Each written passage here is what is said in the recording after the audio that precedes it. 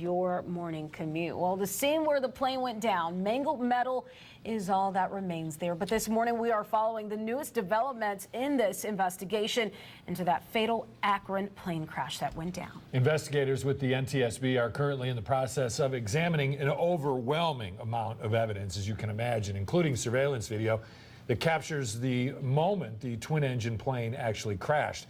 Look closely now. In the left part of your screen, you can see the plane flying just above the ground before seeing a glow from the explosion at impact.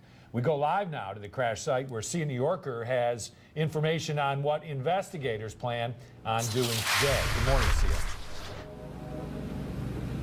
Yes, good morning, Brian. Good morning, Tia. Still a very active scene here in Akron where that plane crashed. You can see right behind me that police have this road blocked towards that apartment. Investigators were there late into the night trying to work and gather evidence. They're trying to recover that plane. The NTSB released this video giving us an up-close look at the scene where that plane crashed Tuesday afternoon. You can see charred pieces of the plane and the burned apartment building in the background. Crews were able to recover the voice recorder from the cockpit, and they're sending that out to the labs to be examined. The NTSB says it's too early to pin down a cause of why that plane crashed, but investigators are gathering evidence. We will be examining the cable continuity for the flight controls, and we will prepare the engines for shipment to Honeywell. We will also start gathering information on the flight crew, including experience and training, as well as gathering information on the aircraft itself, including maintenance records. The NTSB says no distress calls were heard from that plane.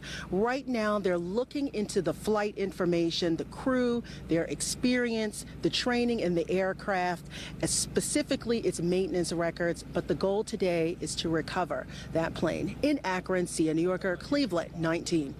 And we will have another update from Sia in about 30 minutes. Well, officially, we still do not have the names of the 9 victims, but family and friends of some of the victims are speaking out and telling us about people who were on the plane, including the pilot. Pilot Andres Chavez lived in Miami, described by his childhood best friend as a happy person who loved to fly.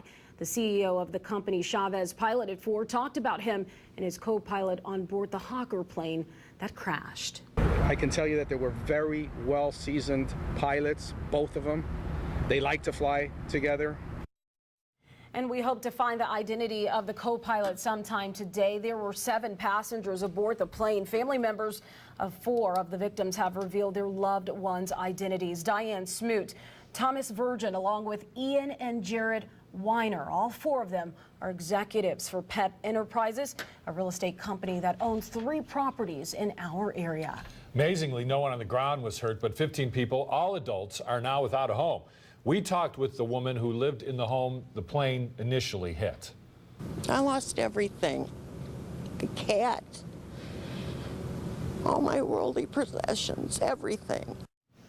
She was obviously just so grateful to be alive, but sad she lost her pet and her home. Summit County Red Cross is helping those who have lost their homes. You can find ways to donate on our website, cleveland19.com. It will be months before the investigation is complete, and we, of course, will stay all over this investigation from start to finish. Keep watching Cleveland 19 News and sign up for breaking news email alerts and, of course, for the app. I can't say it enough that our hearts and our prayers are certainly with everyone involved. Yeah, there's a lot of people affected. A lot of people.